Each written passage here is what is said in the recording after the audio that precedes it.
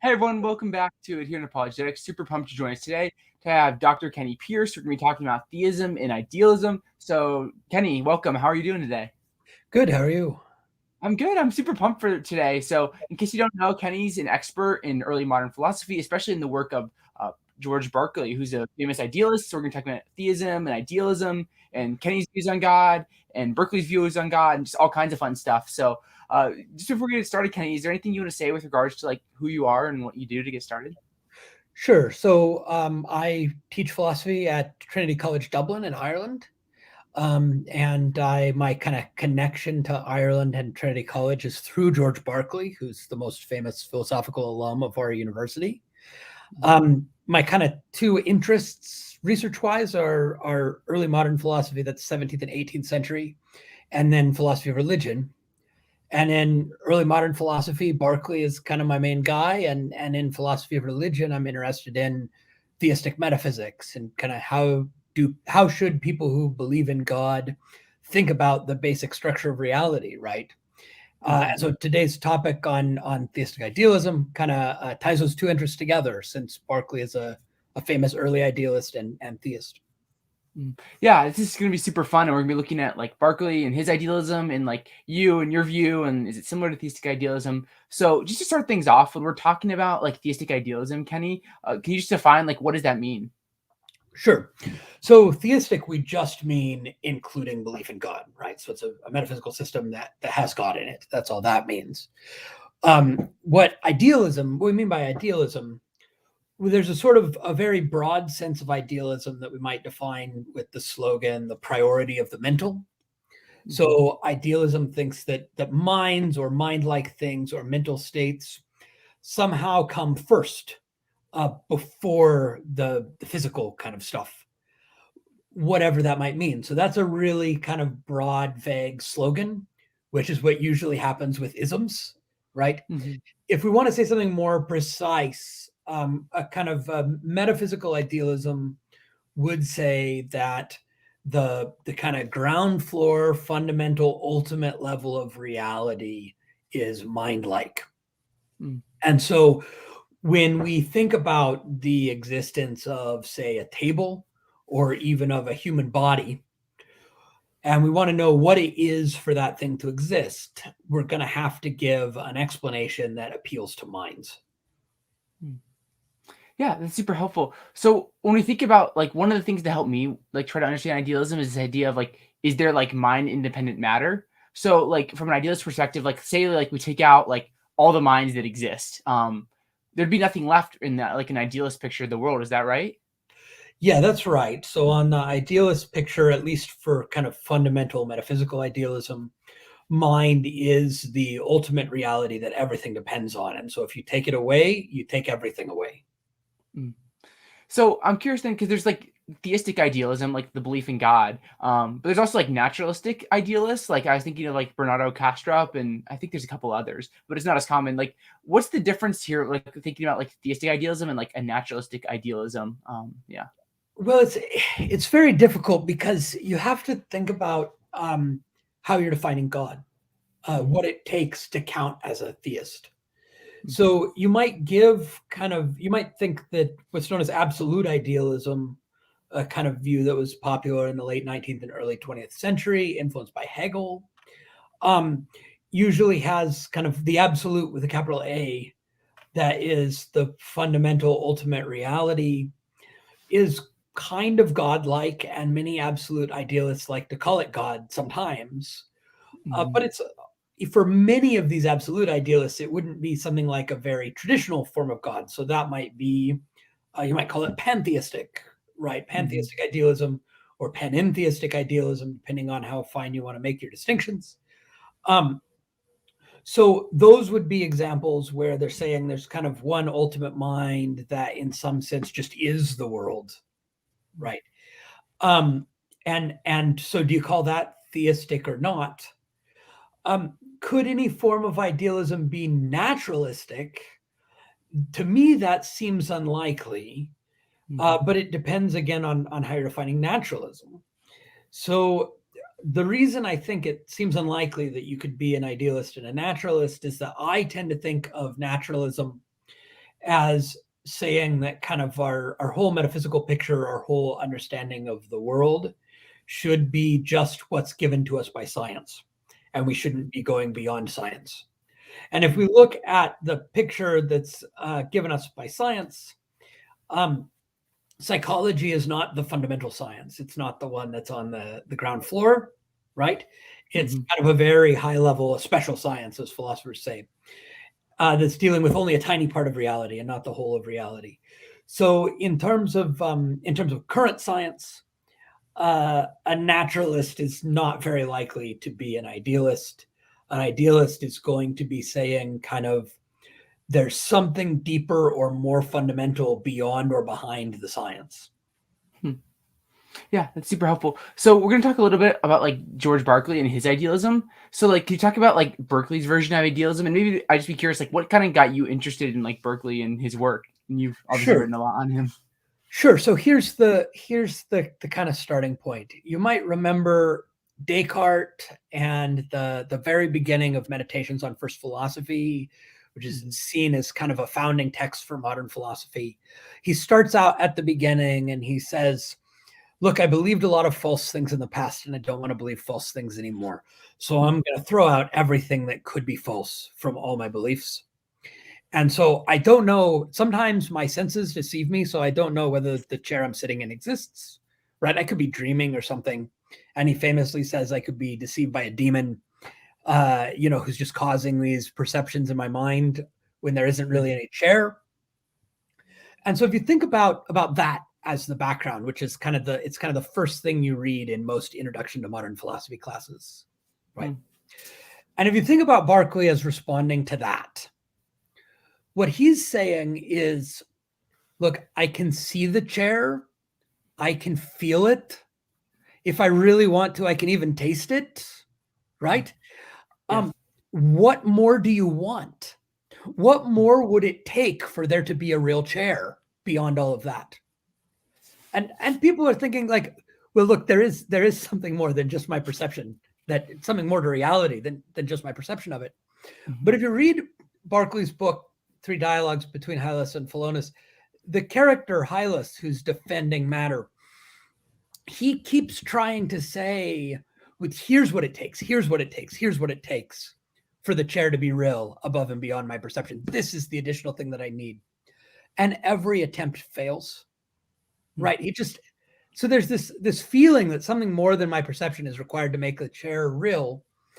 And it just turns out to be really hard to spell out what the more is actually supposed to be. So that's kind of the starting. I got interested in Berkeley my second year of undergraduate studies is when I started working on him. So I kind of really early after that introduction to modern philosophy class, coming across this idea, it really that was the thing that got me into it. That's super interesting. So I'm just thinking about like Berkeley then. So if we're thinking about like the table or the chairs we're talking about, so Berkeley's like talking about these like sensations of like you can feel the chair, you can taste the chair, if you ever desire to taste a chair, things like this. And like that's it. That's what we need to describe the chair. Like we don't need to appeal to like this like mind independent thing. Is that kind of what Berkeley's thinking with his idealism? Yeah. So when he wrote his first book on this topic, The Principles of Human Knowledge, he said, I'm going to argue against the existence of matter, and he calls his view immaterialism, right? The denial of matter. And so he's in Dublin, and he has this friend in London named Percival, who's like going around asking everybody if they read the book over there in London. And Percival reports back to him, well, there was a few people say they've read it. Some people say you sound like a guy who loves paradoxes and is just kind of messing with us. And this other guy, a physician said, or a clergyman said, you must needs be mad and ought to take remedies. And he, never gets this. People just kind of shrug and blow it off, right? And say, well, this is so crazy, we don't have to take it seriously. And so he writes his second book, Three Dialogues Between Hylas and Philonous. And in that book, he's really careful to start out at the beginning and say that his thesis is that there's no such thing as what philosophers call material substance. And then he tries to say the ordinary person who's not a philosopher actually doesn't believe in material substance. They have no such concept. This is some kind of technical notion in philosophy and science, and it's a confused one. So what is that notion? Well, it turns out there's a billion different versions of it. But one of the versions he attacks that would be associated, for instance, with John Locke is the notion that if we think about the chair, there's the color of the chair and the texture of the chair and the shape of the chair and the taste of the chair and so on. And then in addition, there's this other thing, the chair itself, that has all of those qualities. Right? And Berkeley is saying, no, you take away the color and the shape and the taste and so on, and you take away the chair. Right? If you can't have it without all of those sensory perceptions. Those are what make it. And there's no point in positing this kind of unknowable, mind-independent material substratum that stands behind all of those qualities. That's not doing anything to explain our experience of the world. It's not doing any work in metaphysics, and it's not even coherent. And so he's attacking those kinds of philosophical notions of matter and arguing that kind of the ordinary person, well, it's easy for them to get tricked by Descartes or Locke or whoever if they, a little philosophy is a dangerous thing. But if you get somebody off the street, they're going to say, look, when I can perceive the chair, I believe that it exists. And when I'm like looking around the room, not seeing it, I think there's not a chair there. Right? That's the way this works. And so he's saying, yeah, and that's all there is. That's the whole story, right? Is just our perceptions are the whole story of the reality of the chair. That's so interesting. And I think of that. So I'd love to get into a little bit, Kenny, like your views on God then. So you talk about this idea of like having like a grounding based view of God with regards to like his relationship in the world. And whenever someone says grounding, I always get like really scared because I'm confused of like, what does that even mean? So can you just talk a little bit about like your grounding view based of God and what that means and how it might be different than maybe like Berkeley's idealism? Sure. So if we kind of take a step back in the history, we go earlier than Berkeley. We can see all the way kind of in the Middle Ages, particularly in the Islamic tradition, there is kind of a divide between two ways of thinking about God. And one way that's associated with a tradition called the Kalam in Islamic philosophy is thinking of God as, at least in part, as a first cause that's kicking things off at the beginning.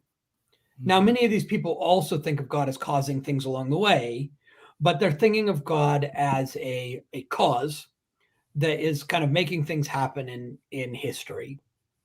In the Kalam tradition, many think God's the only cause. Okay. But we still get this today with a lot of people who kind of think of God, who are like, what caused the Big Bang, right? And they're thinking of God as kind of kicking things off at the beginning or like sticking a finger in there and making the world happen. There's this alternative approach based around the argument from contingency for the existence of God that says our question is not what caused the Big Bang. That's not the right question. The right question is, look at all of causal reality, the kind of totality of the universe. Why is that the way it is and not some other way? And these people are saying, even if there was no beginning, even if it went on forever, there would still be a question about why it goes on forever, the sequence of causes, right? And in our universe, we think we started with a Big Bang. The universe is finite in age. Why is the universe finite in age? Why doesn't it go back forever? which incidentally is something that the kind of laws of relativity, as far as we understand them, allow a universe that could have existed forever instead of starting with a Big Bang. So why? And when we ask that question, we're not looking for a cause. We can't be looking for a cause because we're looking for an explanation of the total sequence of causes and effects. And so you can't add another cause to explain it. Now you're going in circles. If it was a cause, it would be one of the things we're trying to explain. So we need some other kind of explanation. And what other kind of explanation is there? Well, a lot of us, a lot of people working in analytic metaphysics today believe in this notion of grounding or some version of what's sometimes called interlevel metaphysics. And the idea is just that, look, some things are more fundamental than others, and the less fundamental things depend on the more fundamental things, right? So I use the term grounding really broadly. Some people use it in a more narrow way. But I'm thinking, like, if you think about a statue that's made out of clay, this is sometimes called a constitution relation, but I think that constitution is a kind of grounding in my kind of very broad sense. So you might think that the statue just is the clay, but there's a problem with that.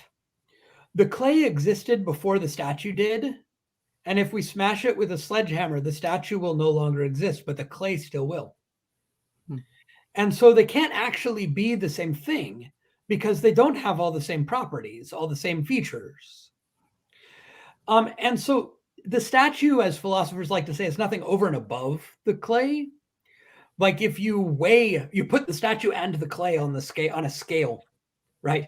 You're only weighing one thing in some sense, right? There's only you can't add together the weight of the statue and the weight of the clay. So in some sense, the statue is nothing over and above. But on the other hand, it's not, as philosophers say, numerically identical. There's some kind of distinction to be drawn. So there's a dependency and a nothing over and aboveness, but not identity. And the way I understand the universe's dependence on God is based on that pattern. So I think that God's activity of willing constitutes history, that is the total sequence of causes and effects, past, present, and future.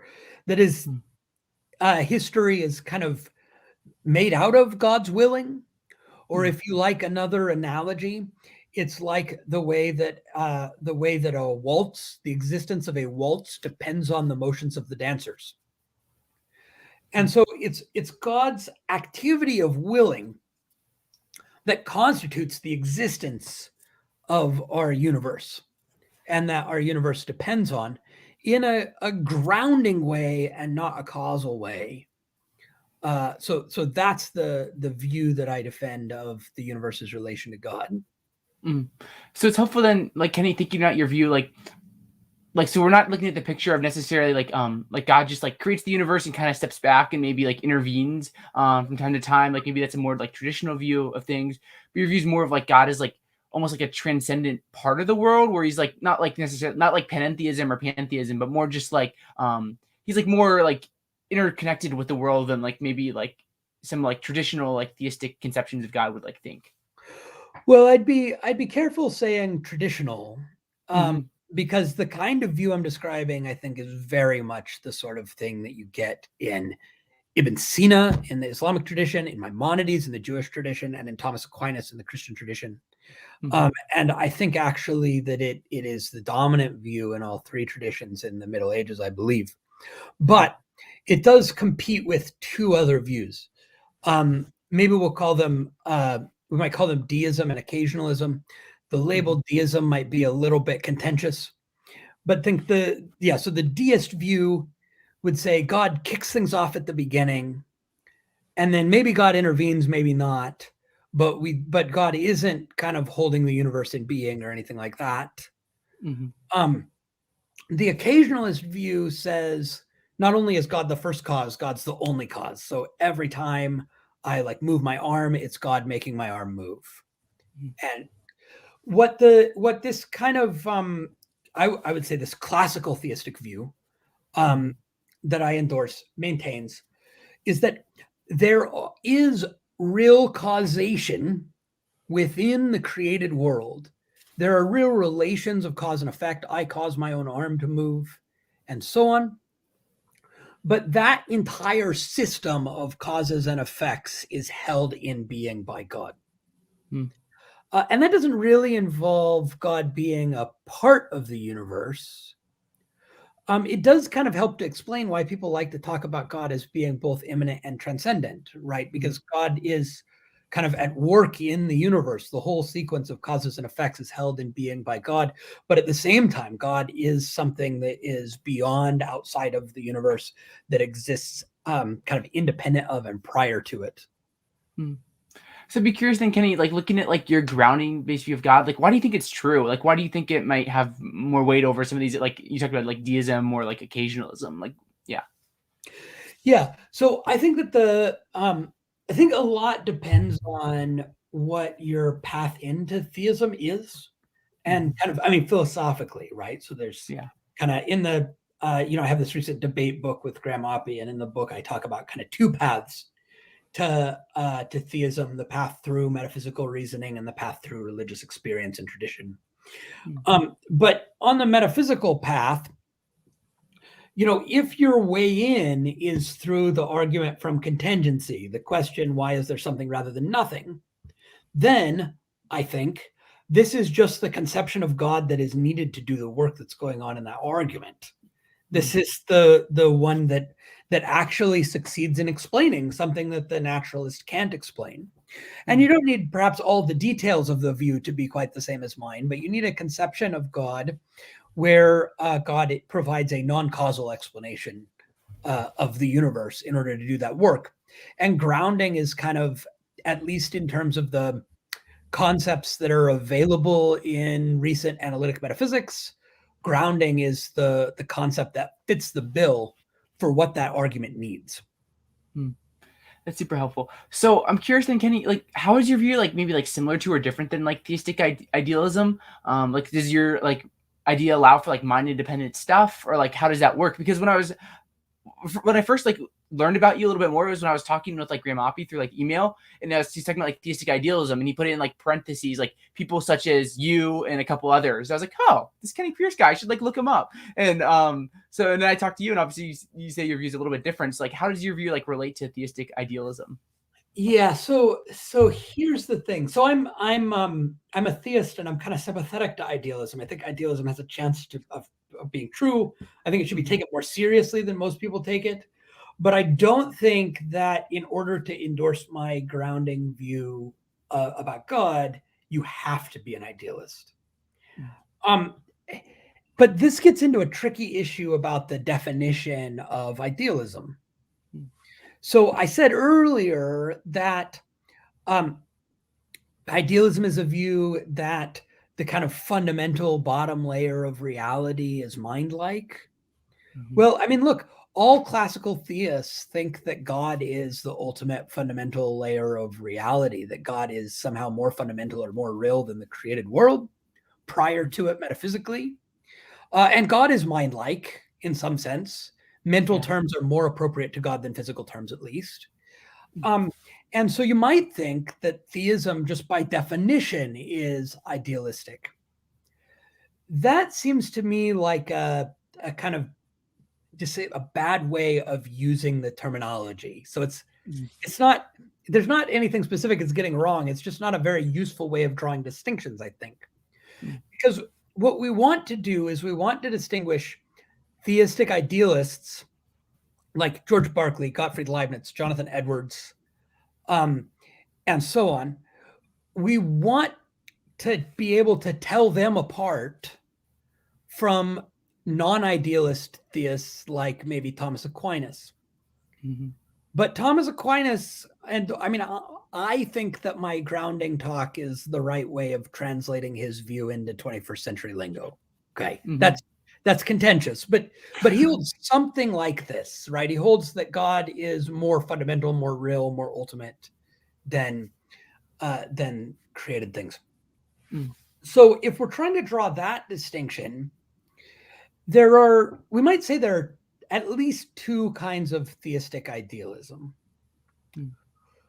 One is to say that in the created world, within the created world, the minds are prior to the physical things. Mm-hmm. So and this is the kind of view that certainly Berkeley and Leibniz would hold, that God creates the minds, as it were, first, or that creating the minds is all God has to do to make the bodies exist. As long as there are minds, in Berkeley's view, God creates the minds and gives them ideas, and the bodies exist because the minds have certain ideas. So that's one kind of theistic idealism. There's this sort of structure of fundamentality within the created world, kind of subsequent to God, and the minds might come before the bodies in that world.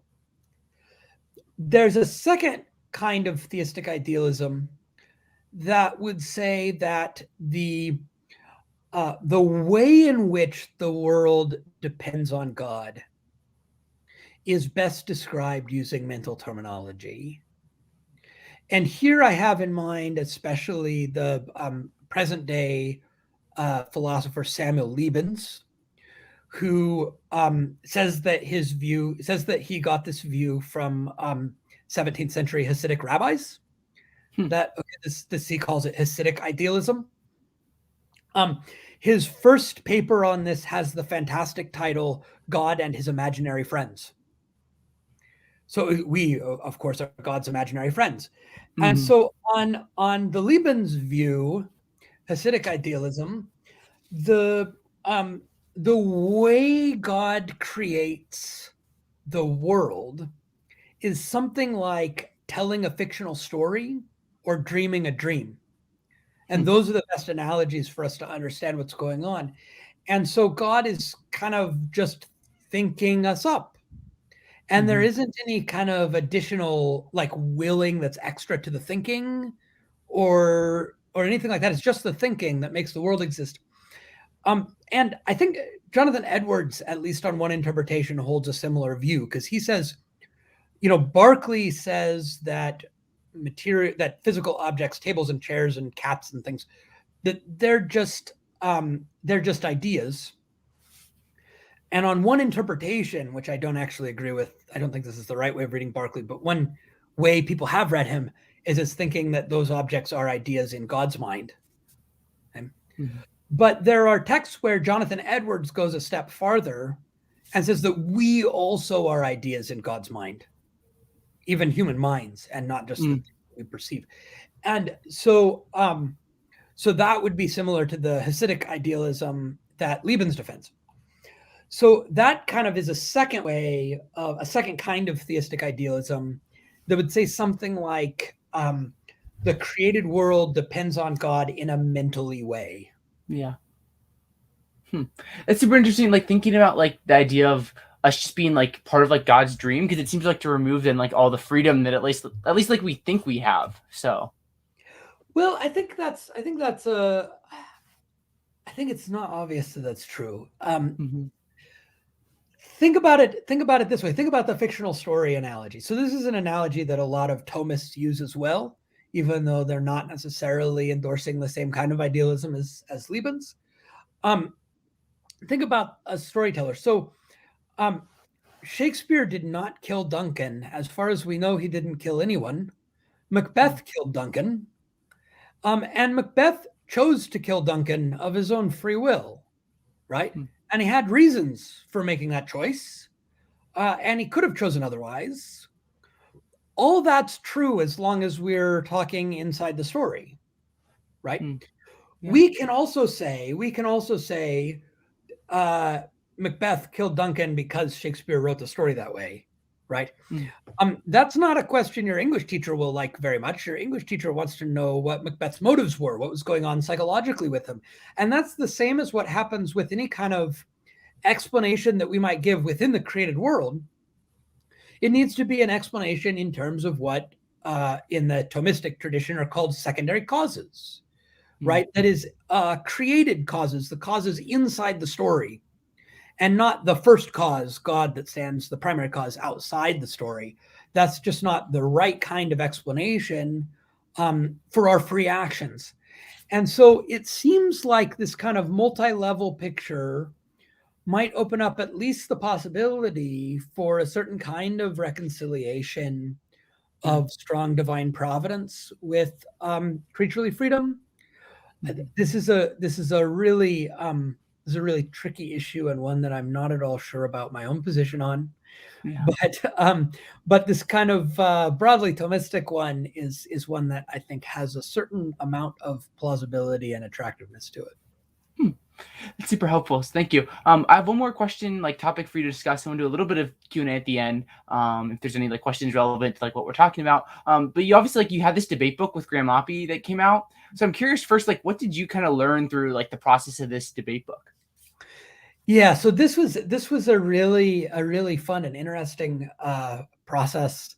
One thing that really stands out is that I came in at the beginning and I said Graham and I both agree that worldview comparison is the right method for philosophy of religion. And it turns out that we agree way less than I thought about what worldview comparison is.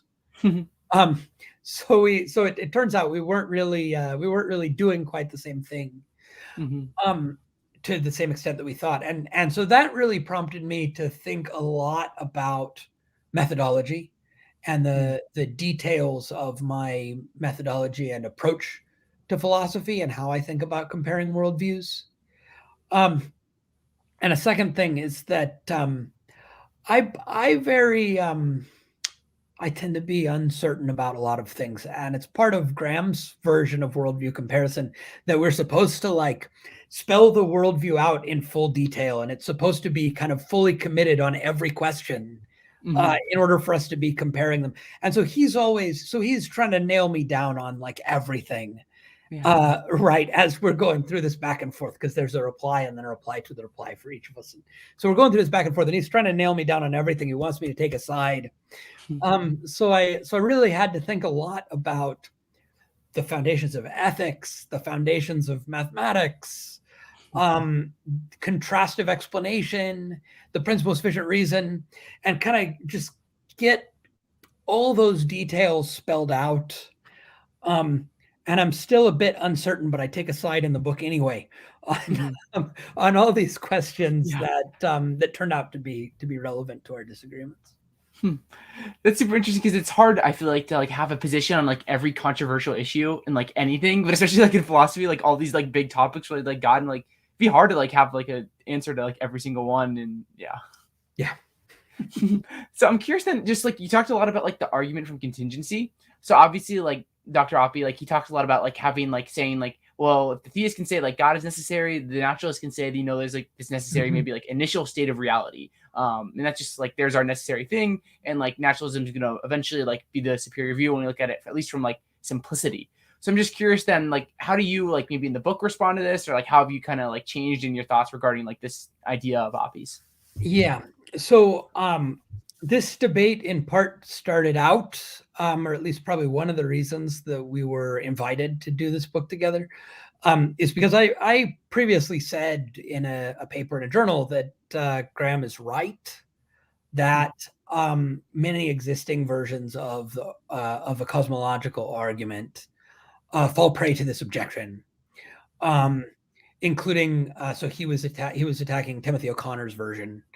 And I think he's right that O'Connor's version has this problem that the naturalist can reproduce the theist explanatory success, at least to a certain extent or within certain bounds. But what I'm trying to say is that if the naturalist is going to respect the science, which is the naturalist's whole game, then they can't get the kind of entity with current science that is going to do the kind of explanatory work that we need here.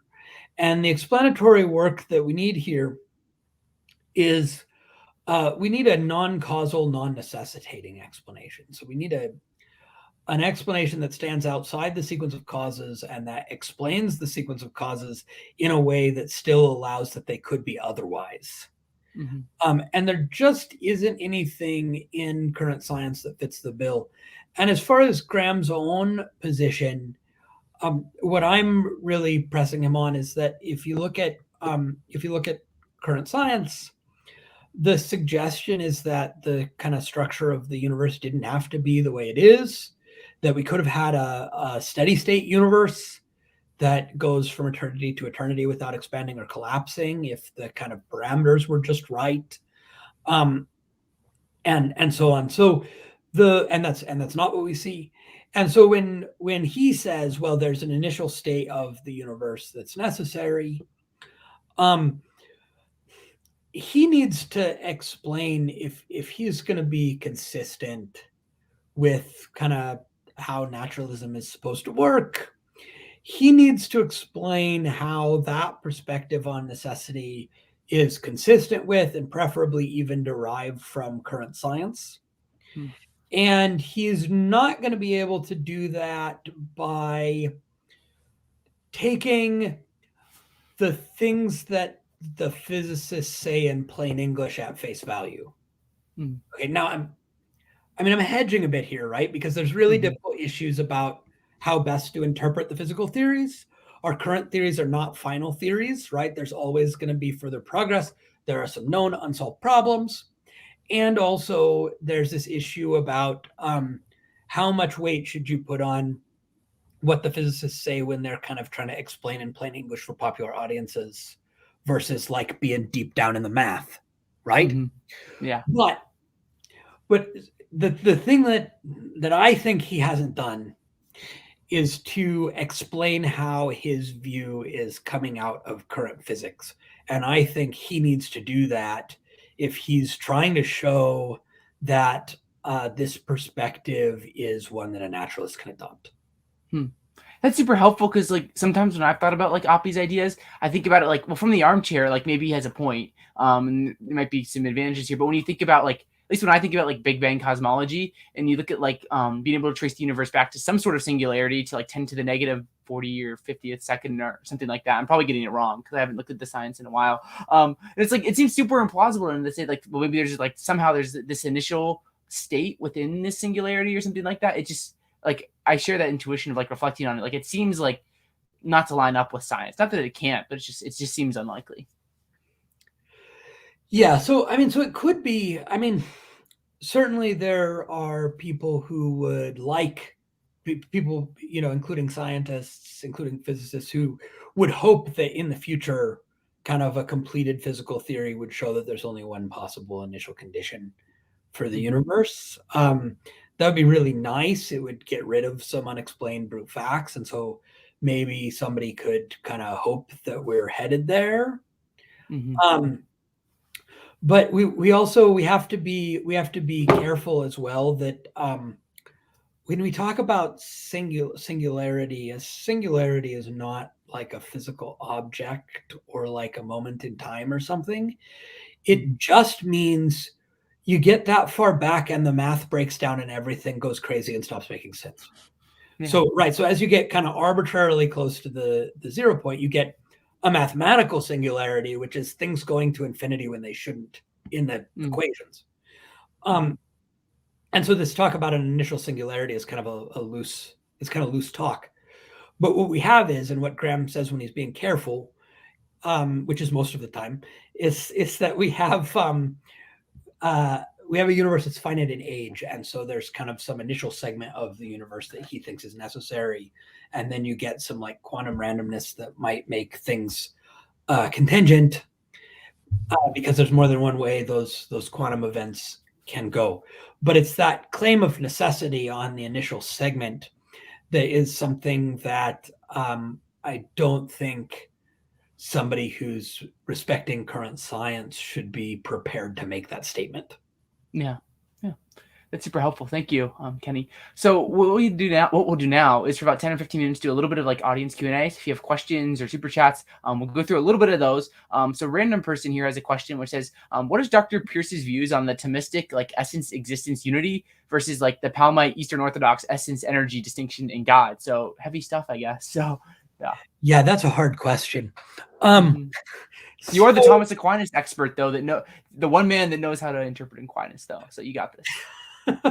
I'm not much of an Aquinas scholar myself. I'm an early modernist, but so I think, right, so this essence existence view, it's coming out of Ibn Sina, or Avicenna as he's known in Latin.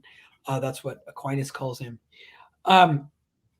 And I think that in order to get kind of this maximally satisfying explanatory structure where we kind of get an ultimate explanation with nothing left over, I think we need to hold that God's essence includes existence, or that existence follows from God's essence, or somehow something that God exists essentially. But I agree with Aquinas that we humans can't grasp the essence of God, and so we're not able to do the kind of ontological argument that Anselm wants to do, because that would require grasping God's essence in a way that we can't. And so I'm going to kind of roughly agree with that essence, existence, unity, but I'm not sure I probably don't take on board enough of Aquinas's broader Aristotelian framework for me to mean exactly the same thing as he does by it. But I'm going to have something like that in my view. As for the essence energy distinction, I think there might be something like that in at least the model that I propose. So I say, the way I put this in the paper where I first propose it, which is called Foundational Grounding and the Argument from Contingency, the way I put it in the paper, I say I'm going to try to show that this approach is coherent, or that it works, by developing one possible model of it, one possible way it could work, without saying that's the only way or the right way.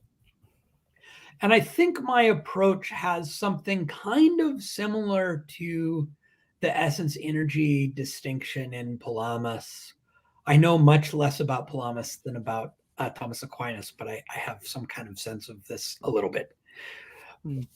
My view, I do have what I call God's act of willing, or God's activity, or God's will, as something that is kind of distinct from and grounded in God, which is something that Aquinas and Ibn Sina would reject. And I think that the idea that there is that divine activity that is the thing that constitutes the very being of the created world, and is in everything throughout the created world, and kind of is their ultimate basis for their existence, I think that's probably kind of similar to what Palamas means by the divine energies. But I'm carefully saying probably kind of similar, because I'm not a Palamas expert. Yeah, well, that's super helpful. Thank you. You talked a little bit about the PSR earlier. So Think Philos asked, like, what version of the PSR do you accept, Kenny? Yeah. So the version of the PSR that I accept, and I accept it as a conclusion, not a premise. So my starting point is we should prefer views that leave fewer things unexplained, other things being equal. And then I argue that the classical theist view leaves nothing unexplained. So so then I get the PSR as a conclusion. And the version that I accept is that everything that stands in need of explanation is fully explained. So I think there are what I borrow from Shamik Dasgupta, the distinction between brute facts and autonomous facts. So a brute fact is something that stands in need of explanation but doesn't have an explanation, and I reject those. Autonomous facts are facts that don't stand in need of explanation. It's a mistake to ask why. And Dasgupta's examples, which I also think are plausible, of autonomous facts are definitions. Not just definitions of words, but also real definitions, definitions of things. So that's a kind of old-fashioned Aristotelian distinction, but it's one I think we very much still need. in common sense and in science. For example, physicists know what the word dark matter means, but as of this moment, no one knows what dark matter is. And so that question, what dark matter is a question about a real definition. Water is H2O or something like that. Water's 2 parts hydrogen and 1 part oxygen, covalently bonded properly or whatever. That's a real definition as well. And so those facts are autonomous. They don't stand in need of explanation. If I ask, why does this stuff contain hydrogen? Because it's water is one possible way of answering that question. Why does water contain hydrogen is not a good question. That's just what water is. So autonomous facts don't need explanations. And not all explanations are necessitating. That is, you can explain something without it following necessarily from the explanation that the thing has to be true. And I don't believe in contrastive facts. So there's no such thing as the fact that I chose to accept rather than decline this podcast invitation. There's just that I chose to accept and not decline. And we can explain those things in terms of the reasons that I had without necessitating the outcome. So that's going to be a somewhat weaker version of the PSR than is endorsed by Spinoza and Leibniz.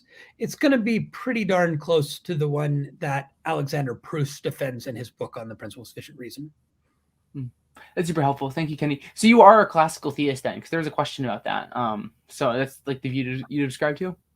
I call my view classical. That term is used a lot of different ways, but I would consider my view to be kind of within the realm of classical theism. Yes. So affirming things like timelessness, immutability, impassibility, and simplicity. Yeah, I'm not sure I can accept as strong a view of simplicity as a lot of the medieval classical theists do. I'm just not sure I can make sense of that view. I would like to. It's really lovely in a lot of ways. It's well motivated. It's very nice in some of its metaphysical consequences. But I'd like to endorse it, but I'm just not sure it makes sense. So I might have a somewhat weaker view of simplicity than some other than medieval classical theists do, but I would accept timelessness and immutability and things like that. That's awesome. We have one more question for you. I think it's a little more like about the history of like philosophy. But it talks about like, was the materialism of the 20th century and like the French deism of the 18th century like ideologically motivated? So I don't know what they mean by ideologically motivated, but maybe you want to comment on that. Yeah, ideologically motivated is kind of it's a tricky phrase. I suppose one thing you might think of it as is is it motivated by some kind of political or social aim that is held prior to the philosophy, and then we sort of develop a philosophy to rationalize it or something like that? Or is it that people are kind of hostile to the notion that there might be a God and try to develop a philosophy to get away from it? If we're thinking about it that way, I think you just got to take each individual person individually, because there are good arguments that have to be taken seriously and that we have to address. I don't think that we can just kind of dismiss it all as they have this prior commitment to atheism, and so they've forced everything to fit that commitment. No doubt there are people like that, or a prior kind of opposition to revealed religion in the case of the deists. Certainly there are people like that, but I kind of think we have to take all the arguments on their merits and consider them carefully and not rush to judgment in any particular case. So I guess I'd just say I wouldn't want to paint all of those thinkers with the same brush. Yeah, that's probably a great way of thinking about it. So thanks, Kenny. So we're at the end of our questions here in our time. So much fun, Kenny. Do you have anything else you want to say with regards to like stuff we talked about? And then maybe like how people can like follow or connect with you to wrap things up here? Sure. So I'm glad there's interest in both idealism and the grounding view of God. These are things I'd love to talk more about. And you can follow up on my website, kennypearce.net, or on Twitter and Facebook at Kenneth L. Pearce, and find out more about it there. Well, thank you so much for your time, Kenny. It's been super fun and so much fun to think about like God and idealism and Berkeley and grounding and just all the things we talked about in 50 minutes. So thank you so much for coming on today. It's been awesome. Great. Thank you very much for inviting me. Yeah. And thank you everyone who tuned in. We're so grateful for you and your time. So if you enjoyed our channel, I encourage you to subscribe, leave a like, all that fun stuff. And if you value our content, you can become a patron at patreon.com/Apologetics. But yeah, thank you so much for tuning in, everyone. Hope you have a good one and God bless.